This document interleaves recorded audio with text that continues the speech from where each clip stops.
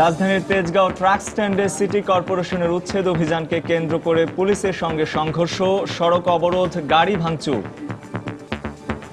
মেয়রের আহ্বান, শ্রমিক নেতাদের নাকচ। প্রধানমন্ত্রী বাংলাদেশ আওয়ামী লীগের নেতৃবৃন্দ আমাকে এই দায়িত্ব দিয়েছে, এই দায়িত্ব আমরা পালন করবই, ভয় পাওয়ার কিছু নেই। আমাদের দাবি, আমাদের ট্রাক স্ট্যান্ড এখানে আছে, এখানে থাকবে। দেখছিলেন প্রধান শিরোনাম। রাত 11টার সময় আপনাদের সঙ্গে আছি আমি রঞ্জন শুভ্র এবং আমি পারমিতা হিম। এবার অন্যান্য শীর্ষ সংবাদ। পৌর নির্বাচন পেছানোর দাবি বিএনপি ও জাতীয় পার্টির। আইন অনুযায়ী হলে ইসির মতামত মানবে আওয়ামী লীগ। বৈঠক করে সিদ্ধান্ত জানানোর ঘোষণা সিইসির। নির্বাচন নিয়ে রাজনৈতিক দলগুলোর দাবি অযৌক্তিক, মন্তব্য বিশ্লেষকদের। সুষ্ঠু ও গ্রহণযোগ্য নির্বাচনের স্বার্থে ইসিকে সতর্ক থাকার পরামর্শ। আলোচিত নাইকো দুর্নীতি মামলায় কাল আদালতে আত্মসমর্পণ করবেন বেগম খালেদা জিয়া, জানালেন তার আইনজীবী। জামায়াতের বিরুদ্ধে জঙ্গি অর্থায়নের অভিযোগের বিষয়ে শিগগিরই অর্থ মন্ত্রণালয়কে তথ্য উপাত্ত দেবে কেন্দ্রীয় ব্যাংক। সতর্ক পদক্ষেপ নেওয়ার পরামর্শ বিশ্লেষকদের। এবং সিলেট সুপারস্টারসের মালিকের সাথে তামিমের বাকবিতণ্ডার ভিডিও ফুটেজ প্রকাশ। তদন্তে আরও সময় নেওয়ার কথা বললেন ডিসিপ্লিনারি কমিটির চেয়ারম্যান।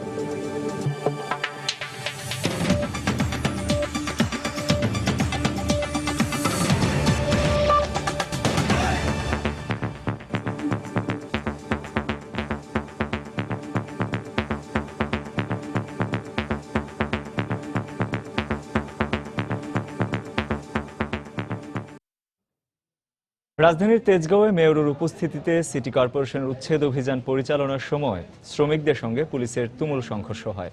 এ সময় সড়ক অবরোধ করে বেশ কয়েকটি গাড়ি ভাঙচুর করা হয়। আহত হন বেশ কয়েকজন শ্রমিক। গণমাধ্যম কর্মীরা সংবাদ সংগ্রহ করতে গেলে তাদের ওপরও চড়া হয় শ্রমিকরা। প্রায় 3 ঘন্টা এলাকায় উত্তেজনাকর পরিস্থিতি বিরাজ করে।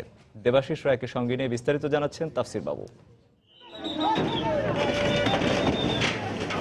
দুপুর 1টায় উচ্ছেদ কার্যক্রম শুরুর ঘণ্টাখানেক পর হঠাৎ করেই উত্তেজনা ছড়িয়ে পড়ে। ট্রাক স্ট্যান্ডে ফেলে রাখা বিকল ট্রাক বুলডোজার দিয়ে গুড়িয়ে দিতে গেলে মেয়রের উপস্থিতিতেই উচ্ছেদকারী কর্মকর্তাদের উপর হামলা চালায় শ্রমিকেরা। এ সময় পুলিশের সঙ্গে তাদের সংঘর্ষ হয়। শ্রমিকরা গাড়ি ভাঙচুর করে ও টায়ারে আগুন জ্বালিয়ে বিক্ষোভ করে। অবরোধ করা হয় সড়ক। সংঘর্ষে আহত হন বেশ কজন শ্রমিক। ট্রাক স্ট্যান্ডের জায়গায় তোলা ঘরবাড়ি ভেঙে ফেলায় ক্ষোভে ফেটে পড়েন বাসিন্দারা।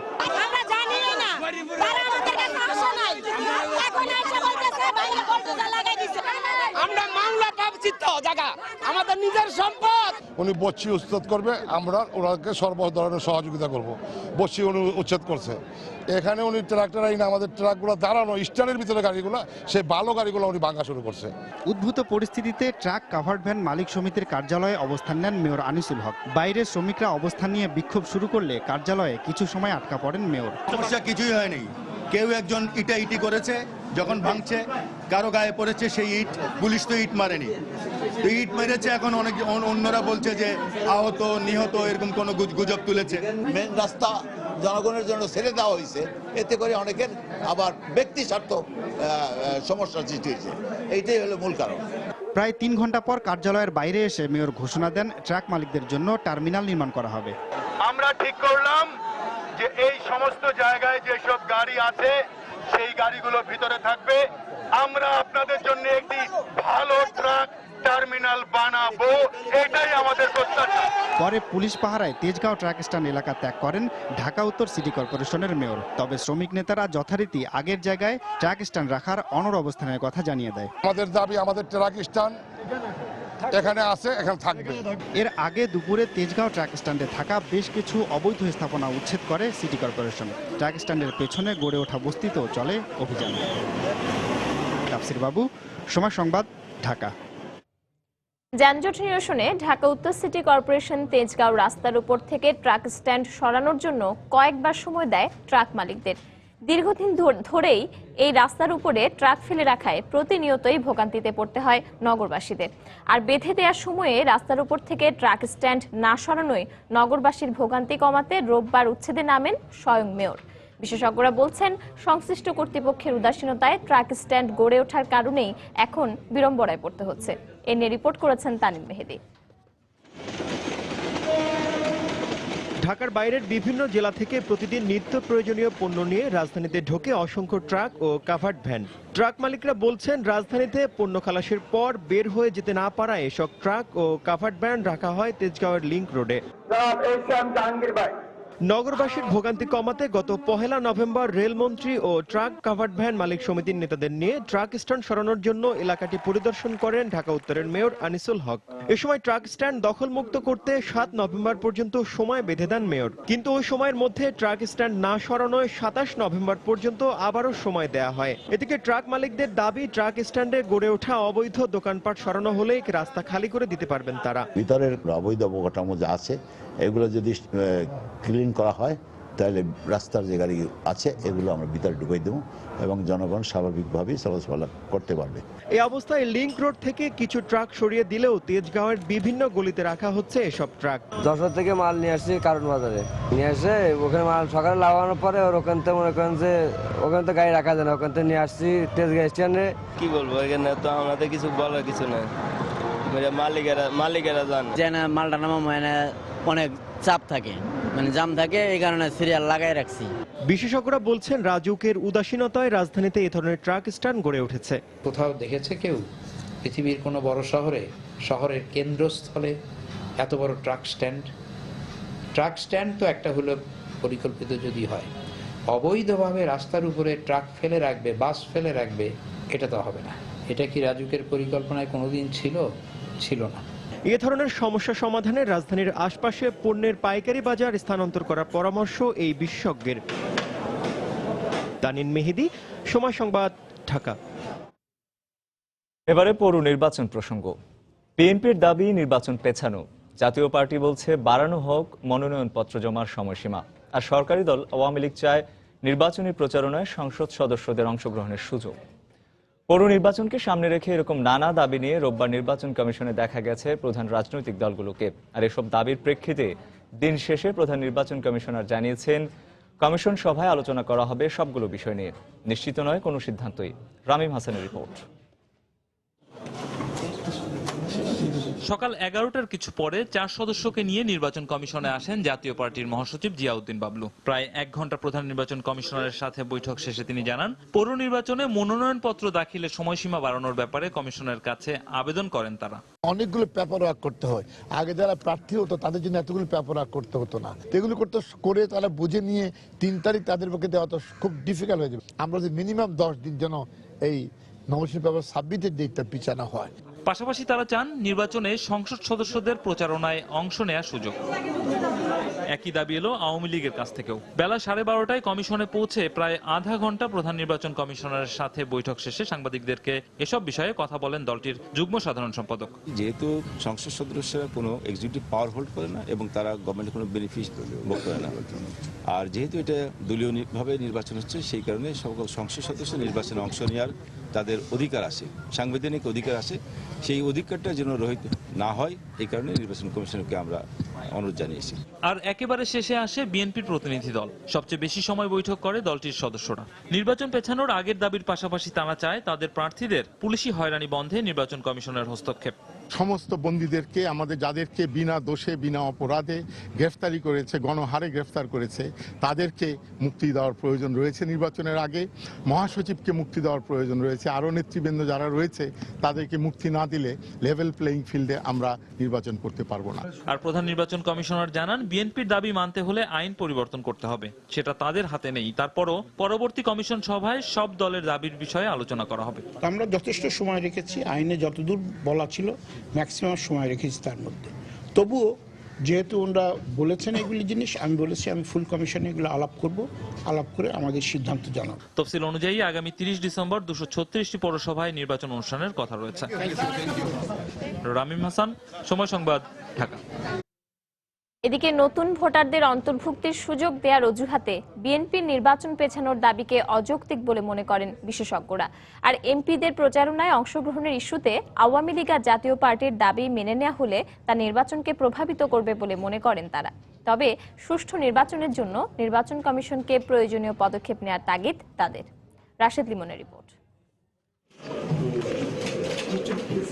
পৌরসভা নির্বাচনের তফসিল ঘোষণার পর থেকেই নানা দাবি নিয়ে নির্বাচন কমিশনে দৌড়ঝাঁপ শুরু করেছে রাজনৈতিক দলগুলো। 2 জানুয়ারি প্রকাশ হতে যাওয়া হালনাগাদকৃত খসড়া ভোটার তালিকার ভোটারদের সুযোগ দিয়ে 15 দিন নির্বাচন পেছানোর দাবি জানায় বিএনপি। তবে খসড়া তালিকা প্রকাশের পর এত কম সময়ে নতুন ভোটারদের অন্তর্ভুক্তি অসম্ভব বলে মনে করেন বিশেষজ্ঞরা। 15 দিনের জন্য যদি পেছানো হয় তাহলেও করা যাবে না, কভার আপ করা যাবে না। তার কারণ হলো সকল ভোটার লিস্ট তালিকাকে বদলাতে হবে। যে ভোটার তালিকা হালনাগাদ করা হয়েছে এই যে কয়েক মাস আগে, সেই ভোটার তালিকা 15 দিনের মধ্যে চূড়ান্ত করা প্রায় অসম্ভব। এইটা যদি শুধুমাত্র কারণ হয় বিএনপির ইলেকশন কমিশনকে কাছে, তাহলে আমি মনে করি যে এই কারণটা যৌক্তিক নয়। কিন্তু এমনি যদি তারা আরো কিছুদিন সময় চায় তাহলে সেই টাইম দেওয়া না দেওয়ার এখতিয়ার সম্পূর্ণ ইলেকশন কমিশনের কাছে আছে। অন্যদিকে সংশোধিত পৌরসভা আইন 2015-র আওতায় নির্বাচনী বিধি অনুসারে এমপিরা অংশ নিতে পারবে না নির্বাচনী প্রচারণায়। ক্ষমতাসীন আওয়ামী লীগ ও সংসদের প্রধান বিরোধী দল জাতীয় পার্টির দাবি প্রচারণায় মাঠে থাকতে চান দলীয় এমপিরা, তবে তা নির্বাচনকে প্রভাবিত করবে বলে মনে করেন বিশেষজ্ঞরা। এখন যদি কমিশন বলে যে আমাদের তো কিছু করণীয় নাই, এখন আমরা এই বিধি পরিবর্তন করতে গেলে আমাদের সময় লাগবে, তারা যদি নির্বাচনের প্রচার প্রচারণা চালাতে পারে, তো আমি মনে করি যে এটা এই যে সরকারি দলের পক্ষে এটা একটা অনাকাঙ্ক্ষিত প্রভাব বিস্তারের সুযোগ পাবে। এমপি সাহেবদেরও অতিরিক্ত প্রভাব থাকে এলাকার মধ্যে, তাদেরকেও সরিয়ে রাখা দরকার। কারণ সর্বাবস্থায় সকল প্রতিদ্বন্দ্বীকে সম সুযোগ দিতে হবে নির্বাচন যদি সুষ্ঠু করতে চান। এমন বাস্তবতায় অবাধ, সুষ্ঠু ও নিরপেক্ষ নির্বাচন অনুষ্ঠানের জন্য প্রয়োজনীয় সিদ্ধান্ত নিতে কমিশনের প্রতি পরামর্শ বিশেষজ্ঞদের। অতিরিক্ত প্রভাব থাকে। রাশেদ লিমন, সময় সংবাদ, ঢাকা। পৌর নির্বাচনের মাঝপথ থেকে সরে গিয়ে ষড়যন্ত্র না করতে বিএনপির প্রতি আহ্বান জানিয়েছেন আওয়ামী লীগ নেতারা। সকালে রাজধানীর বঙ্গবন্ধু এভিনিউতে ঢাকা মহানগর আওয়ামী লীগের বর্ধিত সভায় বক্তব্য দেন তারা। সাম্প্রতিক সময়ে দেশে সংঘটিত বিভিন্ন হত্যাকাণ্ড ও অস্থিতিশীল পরিস্থিতি সৃষ্টির অপচেষ্টা আন্তর্জাতিক চক্রান্তের অংশ বলে অভিযোগ করেন তারা।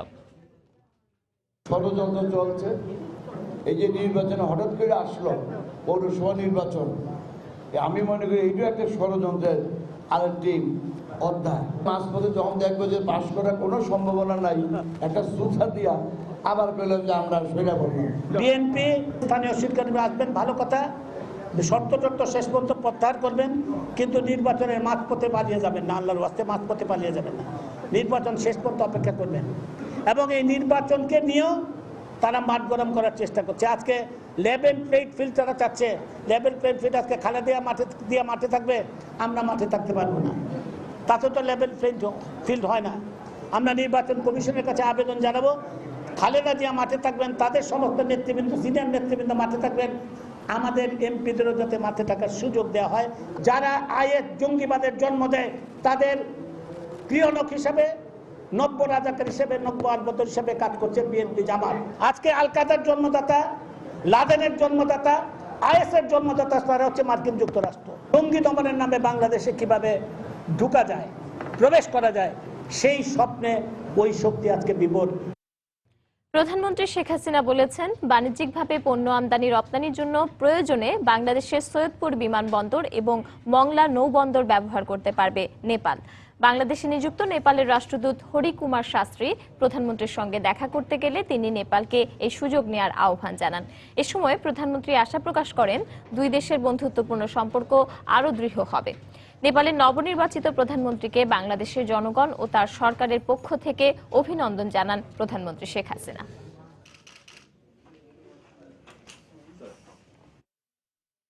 আলোচিত নাইকো দুর্নীতি মামলায় উচ্চ আদালতের নির্দেশে আগামীকাল আদালতে আত্মসমর্পণ করবেন বিএনপি চেয়ারপারসন বেগম খালেদা জিয়া। এদিন তিনি জামিন আবেদন করবেন বলেও জানিয়েছেন তার আইনজীবী। দুর্নীতি দমন কমিশনের এই মামলাটি বর্তমানে ঢাকার বিশেষ জজ আদালতে বিচারাধীন রয়েছে। মামলাটির বৈধতা নিয়ে বেগম জিয়ার রিট আবেদন গত 18 জুন খারিজ করে দেন হাইকোর্ট। একই সঙ্গে মামলার ওপর থেকে স্থগিতাদেশ তুলে নিয়ে বেগম জিয়াকে 2 মাসের মধ্যে বিচারিক আদালতে আত্মসমর্পণের নির্দেশ দেন। 2007 সালের 9 ডিসেম্বর কানাডা কোম্পানি নাইকোর সঙ্গে অস্বচ্ছ চুক্তির মাধ্যমে রাষ্ট্রের বিপুল পরিমাণ আর্থিক ক্ষতি সাধন ও দুর্নীতির অভিযোগে বেগম খালেদা জিয়া সহ 5 জনের বিরুদ্ধে তেজগাঁও থানায় মামলা করে দুদক।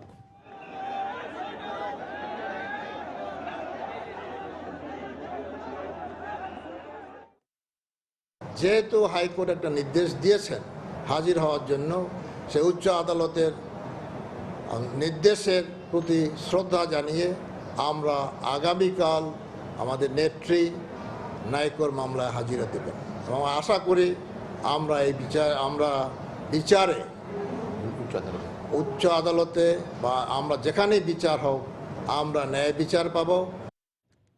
রাত 11টার সময় আরো থাকছে। সিলেটের চাঞ্চল্যকর শিশু সাইদ হত্যা মামলার যুক্তিতর্ক উপস্থাপন শেষ, রায় আগামীকাল।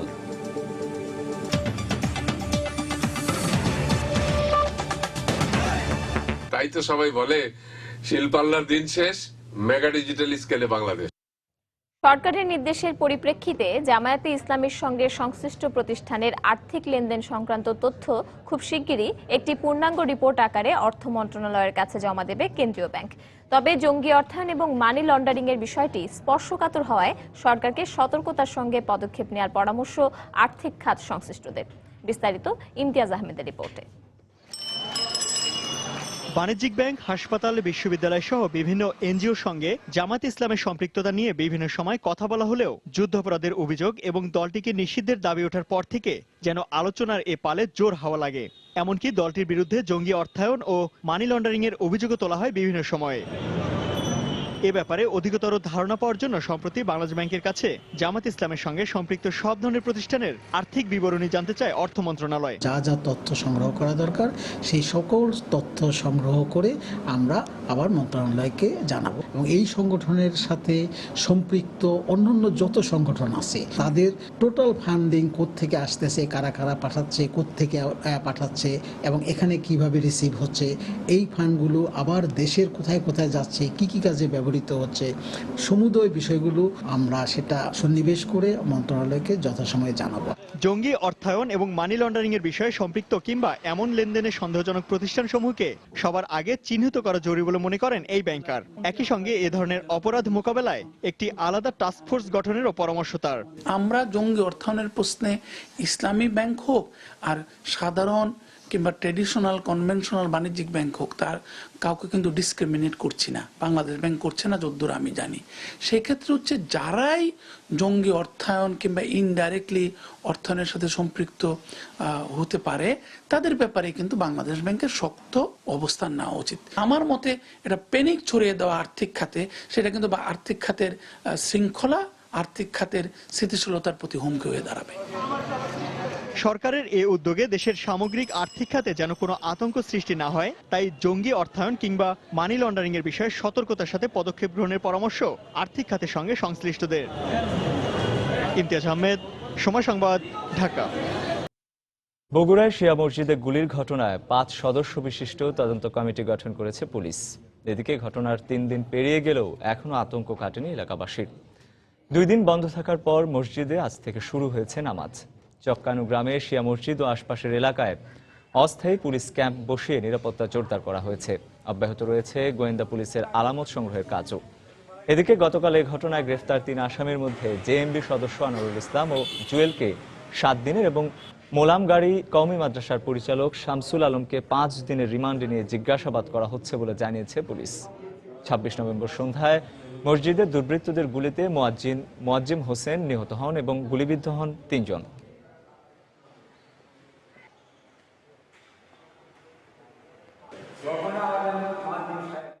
সিলেটের শিশু আবু সাইদ হত্যা মামলার রায় ঘোষণার তারিখ আগামীকাল ধার্য করেছেন আদালত। বিকেলে সিলেট নারী ও শিশু নির্যাতন দমন ট্রাইব্যুনালের বিচারক আব্দুর রশিদ এ রায় দেন। সকালে মামলার প্রধান আসামি কনস্টেবল এবাদুর রহমান, রাকিব, মাসুম ও গেদাকে আদালতে হাজির করে পুলিশ। পরে সকাল 10টা থেকে 3টা পর্যন্ত রাষ্ট্রপক্ষ ও আসামি পক্ষের আইনজীবীদের যুক্তিতর্কের পর রায় ঘোষণার তারিখ নির্ধারণ করা হয়। গত 11 মার্চ নগরীর ঝেড়ছেড়িপাড়া থেকে 4র্থ শ্রেণীর ছাত্র আবু সাইদকে অপহরণের পর হত্যা করা হয়। পরে 14 মার্চ সাইদের বাবা আব্দুল মতিন বাদী হয়ে কোতোয়ালি থানায় মামলা দায়ের করেন।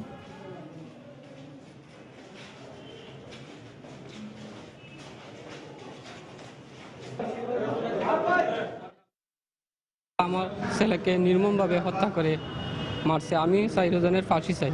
এই মামলা আসামিদের 3 জন আসামির স্বীকারোক্তিমূলক জবানবন্দি আছে। সেই ক্ষেত্রে আমরা মনে করি মামলাটা আমরা সর্বতভাবে প্রমাণ করতে সক্ষম হয়েছি এবং এই 4 জন আসামিরই আমরা সর্বোচ্চ শাস্তি দাবি করেছি। রাজধানীর বেশিরভাগ জলাশয় এবং খাল মারাত্মক দূষণের শিকার। এই দূষিত খাল ও জলাশয়গুলোতেই আবার চলছে বেপরোয়া দখলের রাজত্ব। অপরিকল্পিত নগরায়ণ সহ ভূমিদস্যুদের এই কার্যক্রমে বিলীন হতে চলেছে ঢাকা উত্তর এবং দক্ষিণ সিটি কর্পোরেশনের অধিভুক্ত 43টি খাল। নগর পরিবেশবিদদের আশঙ্কা, প্রতিনিয়ত জলাশয় দখল ও ভরাট বাণিজ্যে হুমকির মুখে রয়েছেন রাজধানীবাসী। সাইফুল রুদ্রের রিপোর্ট। রাজধানীর কালশী সড়ক থেকে মিরপুর ডিওএইচএস এবং সেনানিবাস এলাকা পর্যন্ত এই জায়গায় কোনো এক সময় ছিল জলাশয় ও খাল, যেখানে জেলের জাল পড়ত, বৈঠা হাতে নৌকা ভাসাতো মাঝি। বর্তমানে এই একই জায়গায় দেখা যায় বহুতল ভবন, বেদখল এবং ভরাটের অপেক্ষায় শত শত সাইনবোর্ড। 1989 সালের পরিসংখ্যান অনুযায়ী রাজধানীতে জলাশয় ছিল মোট এলাকার 28.5%। কমতে কমতে 99 সালে 25 ও 2005 সালে এসে তা দাঁড়ায় মাত্র 16.9%। নগর ও পরিবেশবিদদের মতে জলাশয় দখল ও ভরাটে বাড়ছে নগরীর জলাবদ্ধতা, আশঙ্কা রয়েছে পরিবেশ বিপর্যয়ের। এখন 1 ঘন্টা বৃষ্টি হতে হলে হাঁটু পানি জমে যায়। এটার মেইন কারণটা হচ্ছে ওইগুলি ভরাট হয়ে গেছে। মধ্যমানের বৃষ্টি সেটির ধারণ করার মতো অঞ্চল আমরা সৃষ্টি না করি, তবে ঢাকা শহরের বিরাট অঞ্চল ডুবে যাবে। বিশেষজ্ঞদের মতে বর্তমানে বেশিরভাগ খাল ও জলাশয়ের অস্তিত্ব কাগজে কলমে। এগুলো বেহাত এবং বেদখলের সঙ্গে জড়িতদের বেশিরভাগই রাজনৈতিকভাবে শক্তিশালী হওয়ায় তাদের বিরুদ্ধে যথাযথ ব্যবস্থা নেওয়া যায় না বা হয় না। সরকার আইন করেছে, কিন্তু সরকার আইন প্রয়োগে বা বাস্তবায়নে কোনো ভূমিকা রাখেনি। দখলদাররা হয় অর্থনৈতিকভাবে ক্ষমতাধর অথবা রাজনৈতিকভাবে মদতপুষ্ট। জলাশয়কে পরিবর্তন করা অন্য কোনো ব্যবহার আইনগতভাবে অপরাধ। ডিটেইলড এরিয়া প্ল্যানের চিহ্নিত জলাশয়গুলোকে যারা ভরাট করে ফেলেছে তাদেরকে তো শাস্তির মুখোমুখি করা হলো না। বাংলাদেশ পরিবেশ আন্দোলন বাপার মহানগর জরিপ অনুযায়ী ডিসিসির তত্ত্বাবধানে থাকা এসব খাল এবং জলাশয় দখলের নেপথ্যে রয়েছে প্রায় 10,500-এরও বেশি ব্যক্তির নাম। অভিযোগ রয়েছে সংশ্লিষ্ট মন্ত্রণালয় এসব ব্যক্তি এবং প্রতিষ্ঠানের বিরুদ্ধে কার্যত কোনো ব্যবস্থা নেয়নি। অন্যদিকে পরিবেশ এবং পূর্তমন্ত্রীর দেয়া হুঁশিয়ারিকে উপেক্ষা করে এখনও এসব দখলদাররা চালিয়ে যাচ্ছেন তাদের দখল এবং ভরাট বাণিজ্য। সাইফুল রুদ্র, সময় সংবাদ, ঢাকা। রাজধানীর নর্থ সাউথ বিশ্ববিদ্যালয়ে অনুষ্ঠিত হলো ডিজিটাল মার্কেটিং ভিত্তিক প্রতিযোগিতা #মার্কেটিং। সন্ধ্যায় নর্থ সাউথ বিশ্ববিদ্যালয়ের মার্কেটিং ক্লাবের পক্ষ থেকে জানানো হয়, এই প্রতিযোগিতায় আধুনিক বিপণন বিষয়ে শিক্ষার্থীদের বাস্তব ভিত্তিক জ্ঞান প্রদান ও বিপণনের ওপর ছাত্রছাত্রীদের আগ্রহ সৃষ্টি করতে এমন আয়োজন করা হয়। 2 দিনব্যাপী বিপণন নিয়ে করা এই প্রতিযোগিতার চূড়ান্ত ধাপে মার্কেটিং বিভাগের ছাত্রছাত্রীদের মধ্যে মোট 11টি দল অংশগ্রহণ করে এবং আধুনিক বিপণন বিষয়ে তাদের সক্ষমতা প্রদর্শন করে। প্রতিযোগিতায় বিজয়ীদের মধ্যে পুরস্কার হিসেবে ক্রেস্ট ও চেক তুলে দেন অতিথিরা।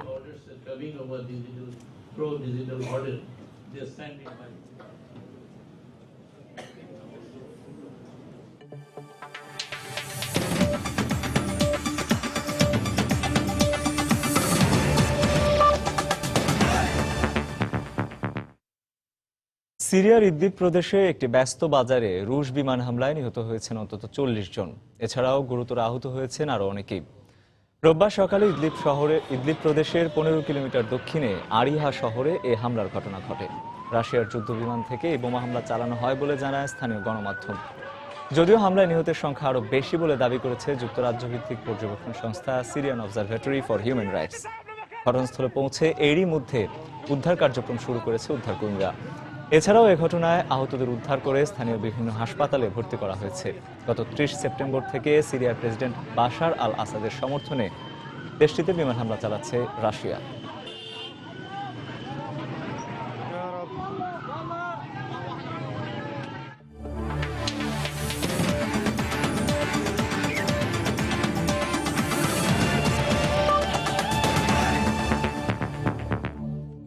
তামিম ইকবাল ও সিলেট সুপারস্টারসের ফ্র্যাঞ্চাইজির দ্বন্দ্ব এবার নতুন মোড় নিল। অভিযোগ আর পাল্টা অভিযোগের ব্যাপারে বিসিবি যখন তদন্তের শেষ পর্যায়ে, তখনই ঘটনায় নতুন মাত্রা এনে দিল একটি ভিডিও ফুটেজ। এই ভিডিও ফুটেজ দেখে বিস্মিত বিসিবিও, তাই তদন্তের চূড়ান্ত প্রতিবেদন প্রকাশের সময় নিলেন বিসিবি ডিসিপ্লিনারি কমিটির চেয়ারম্যান।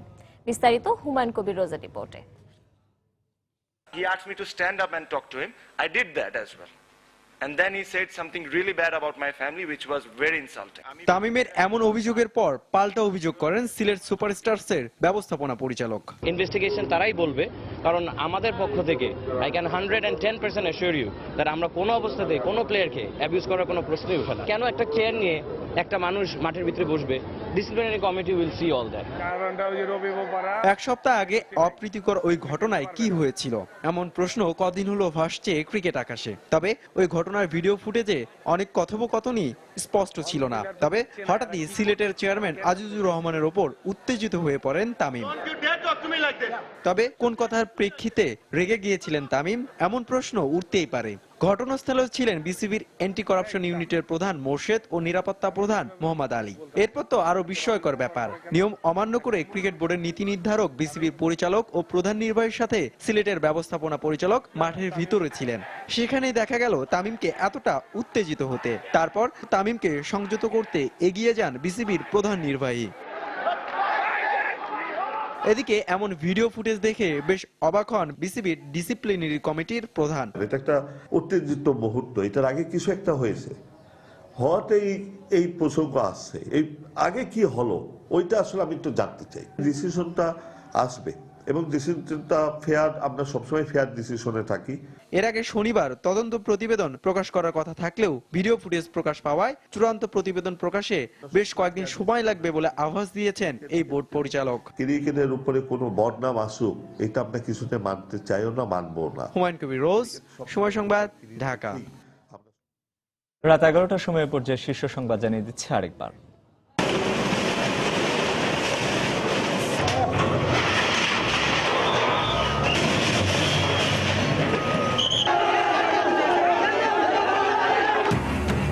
রাজধানীর তেজগাঁও ট্রাক স্ট্যান্ডে সিটি কর্পোরেশনের উচ্ছেদ অভিযানকে কেন্দ্র করে সংঘর্ষ, সড়ক অবরোধ, গাড়ি ভাঙচুর। মেয়রের আহ্বান, শ্রমিক নেতাদের নাকচ। পৌর নির্বাচন পেছানোর দাবি বিএনপি ও জাতীয় পার্টির। আইন অনুযায়ী হলে ইসির মতামত মানবে আওয়ামী লীগ, বৈঠক করে সিদ্ধান্ত জানানোর ঘোষণা সিইসি। নির্বাচন নিয়ে রাজনৈতিক দলগুলোর দাবি অযৌক্তিক, মন্তব্য বিশ্লেষকদের।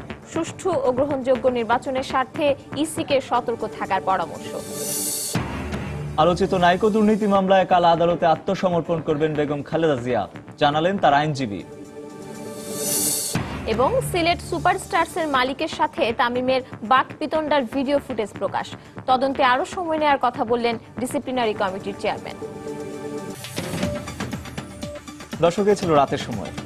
যে কোনো খবর পেতে ভিজিট করুন সময় নিউজ.টিভি আর সঙ্গে থাকুন সময়।